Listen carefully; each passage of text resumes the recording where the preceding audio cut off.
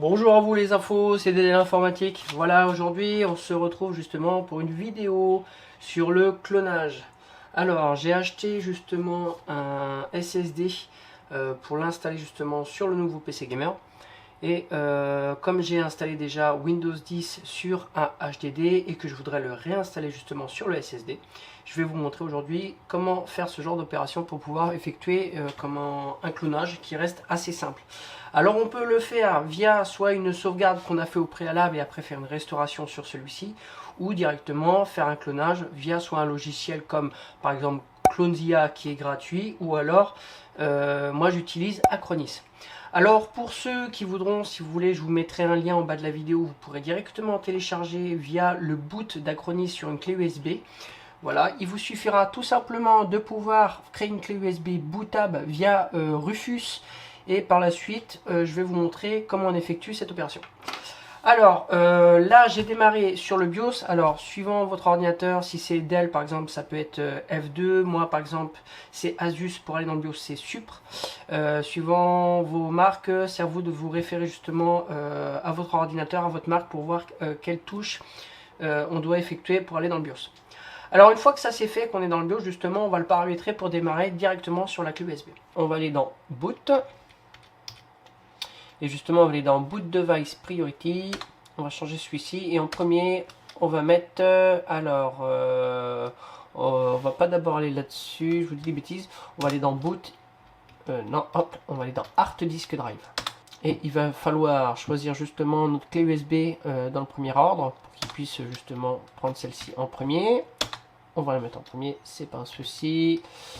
En deuxième, je vais mettre justement le BX500. Ça c'est bon, on revient en arrière. Et après on peut aller dans Boot Device Priority. Et on va mettre justement première ligne. Ou même en deuxième, on peut le laisser de façon. Mais je vais mettre en première ligne la clé USB. Voilà. Alors, une fois que ça c'est fait. Alors il faut savoir que sur certains ordinateurs justement vous pouvez avoir la sécurité par rapport à l'UEFI ou Legacy. Et sinon vous avez aussi le boot sécurité qui peut être activé, il faut le désactiver par rapport à l'option CSM. Ça si vous le savez pas, alors moi je ne l'ai pas sur le mien, c'est sur celui-ci c'est encore autre chose. Moi j'avais une sécurité, enfin moi j'avais dans USB, c'était dans USB Mass Storage Device. Voilà, et moi j'ai mis en automatique pour qu'il puisse reconnaître l'émulation de la clé USB. Mais sinon vous, méfiez-vous à vérifier justement si vous êtes bien pour en Legacy, ou alors mettez Legacy et UEFI justement pour pouvoir booter sur votre clé USB.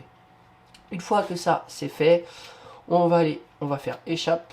Je vais aller dans Exit et je vais faire Exit Save Change. Et normalement, il devrait démarrer sur la clé USB. C'est parti.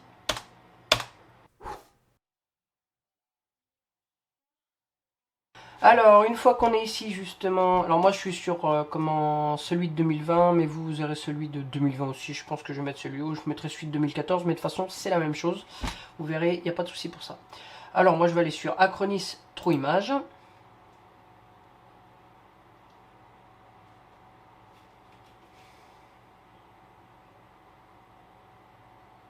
Alors il va charger tous les périphériques qui vont permettre d'utiliser celui-ci. Voilà.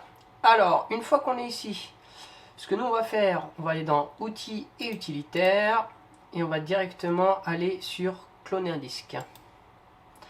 Alors moi je vais le choisir de façon automatique. On va faire suivant. Et là justement il va falloir prendre le disque source. Pour celui-ci c'est pas trop dur de toute façon. Alors, je suis en train de voir un petit truc, je sais pas si vous remarquez, on n'a pas le disque 1. Alors tout simplement parce que je pense que le SSD n'a pas été formaté. Dans ces cas-là, ce qu'on va faire, on va faire annuler. On va aller sur outils, on va faire ajouter un disque. Voilà, vous voyez, il y a marqué non signalisé. On va aller sur celui-ci et on fait suivant. Alors, est signalisé en structure MBR ou est signalisé en structure GPT. Pour ma part, je vais le mettre en GPT. Je pense que je ferai justement. Alors, votre système d'exploitation hôte doit prendre en charge la structure de table partition GUID, qui est le GPT. Alors ce qu'il faut savoir, le MBR, le Master Boot Record, était utilisé plus à l'époque pour du Windows 7. Maintenant à l'heure d'aujourd'hui on est souvent en GPT. Et on a aussi l'avantage justement de ne pas être, bridé au niveau du nombre de partitions. Alors une fois que moi j'ai fait celui-ci, je vais faire suivant. Et je fais suivant. Exécuter. Voilà. Il a fait ce que je lui ai demandé. Par la suite on va refaire outils, on va faire utilitaire et on va faire cloner un disque. Je vais aller dans automatique, je fais suivant. Vous voyez, maintenant il me met bien que justement le BX500 est ici. Je choisis la source c'est mon disque de 1 Tera où il y a le système d'exploitation. Je fais suivant. Alors j'ai baissé un petit peu voilà, la luminosité parce que j'ai vu que c'était un petit peu clair. Alors une fois qu'il a fait celui-ci, il nous demande justement de trouver le disque cible. Pour celui-ci, bien sûr on va choisir le SSD. Je prends le SSD, je fais suivant. Voilà, une fois que ça c'est fait justement, il me dit ce qu'il va effectuer au niveau des partitions. Moi j'ai laissé en automatique, après vous pouvez les changer suivant vos options. Moi je ne vais pas m'embêter, je vais faire directement ce que je vais faire, je vais exécuter. Voilà.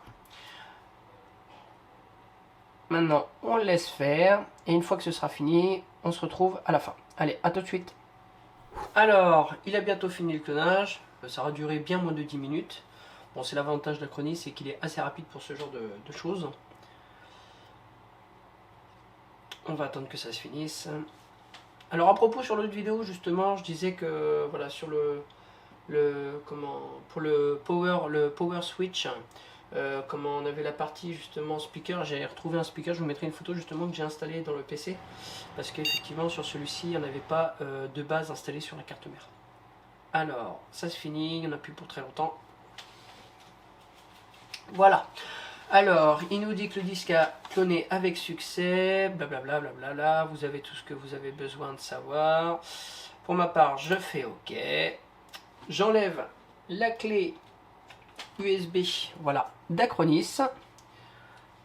Il va redémarrer.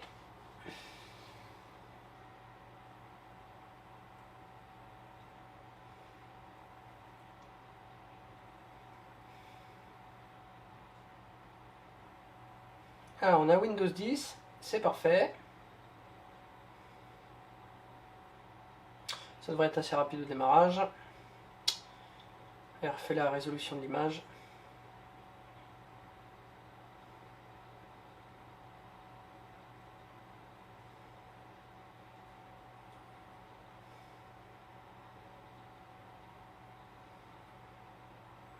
Voilà, c'est parfait. Alors on va vérifier justement qu'il a bien démarré sur le SSD et non le HDD. On va faire un clic droit, je vais aller sur gestion des disques. Je vais vous mettre en plein écran. Voilà, on voit bien disque 0, le 223, on sait que de toute façon c'est le SSD et que le 1 Tera voilà, est passé justement en secondaire. Dans ces cas-là, moi ce que je vais faire, je vais tout simplement le formater. Pour le moment, je vais le mettre en data. Et je vais faire OK, OK.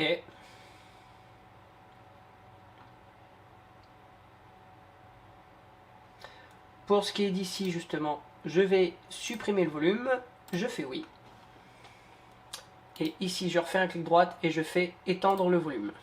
Je fais suivant, suivant, terminé. Et voilà, on se retrouve justement avec un SSD comme principal avec le système d'exploitation. Alors je fais supprimer aussi celui-là, j'en ai pas besoin. Pareil, et je refais étendre le volume. Et voilà, c'est parfait. Alors maintenant on se retrouve justement avec le data avec 1 Tera, le disque dur en Seagate Barracuda et le SSD en principal. Voilà, et cette petite vidéo prend fin, j'espère qu'elle vous aura plu. N'hésitez pas à me laisser des commentaires en bas de la vidéo si vous avez besoin. Sur ce, moi les infos, alors je vous mets les liens pour justement télécharger celui-ci. Sur ce, je vous dis à très bientôt pour de nouvelles vidéos. Et moi je vous dis à la prochaine, allez, bye.